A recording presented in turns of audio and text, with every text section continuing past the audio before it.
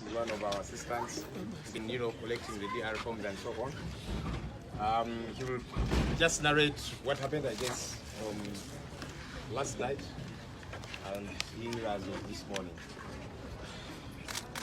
Okay. So just gather some energy and we talk to the media.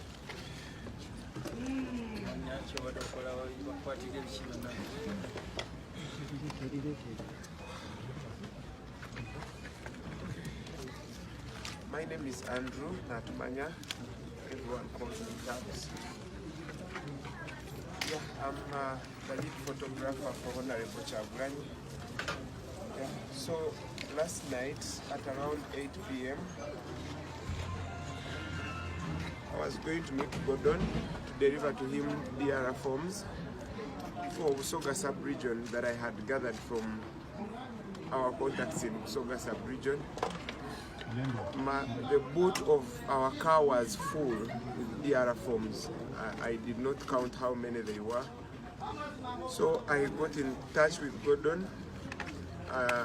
We agreed to meet at a specific location. So I drove towards that location, and at a certain point I parked to meet Gordon. After realizing, after seeing the car that he had told me he was in.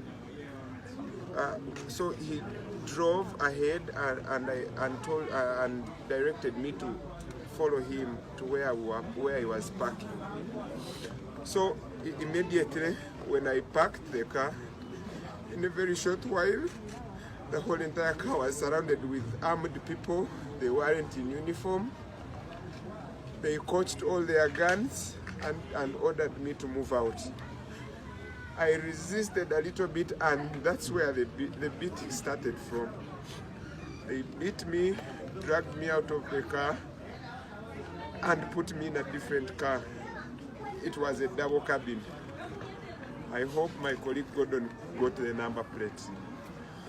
So inside the car, they made sure they bent us and started beating us and put us under the seat.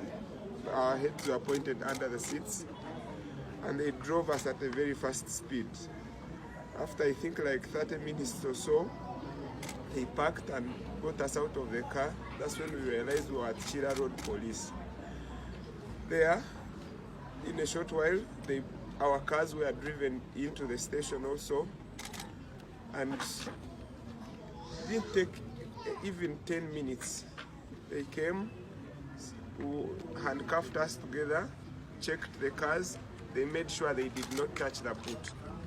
So they got some DR forms, put them on us, and took pictures while we were handcuffed with the DR forms inside Gordon's car.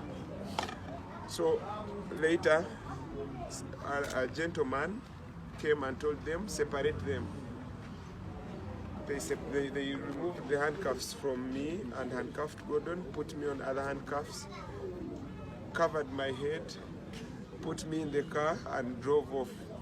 I cannot know where they drove to, but they really drove for a long time, maybe an hour or so. At a certain point they stopped, pulled me out of the car and led me to somewhere I cannot know. There they were really beating me seriously and asking me what I have to discuss with Bobi Wine every time we talk on phone. I told them I don't usually talk to Bobi Wine unless he's calling me that we go and for events or campaigns. And I told them my accreditation was refused, was denied, so I could not film Bobi Wine anymore. But they insisted and said, even today, meaning yesterday, you have been talking to Bobi Wine and the wife. At that point, one of the gentlemen said he's not going to talk. That is when they put something on my arm that felt like I had been connected to electricity. My whole entire body was shocked for some time, and from that time when I try to hold something, my whole entire body keeps shaking. So they beat me and asked me what Bobi Wine is planning. I told them I don't have any of his plans. Told them my only role is to take photos.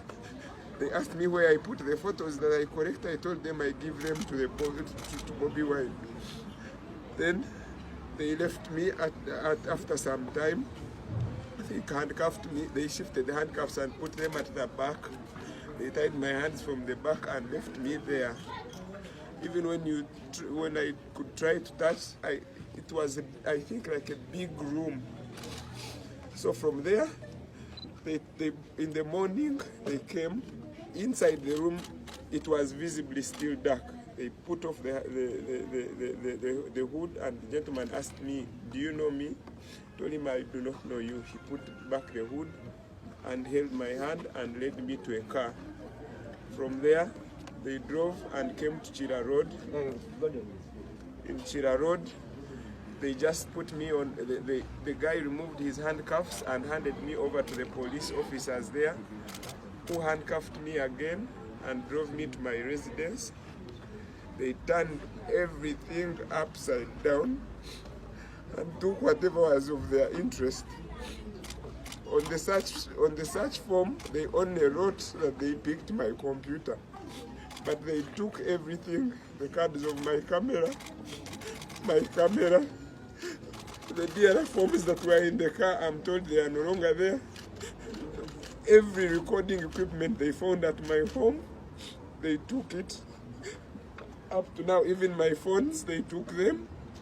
Also the ones that I had not been using over time that they found at my home, they took them.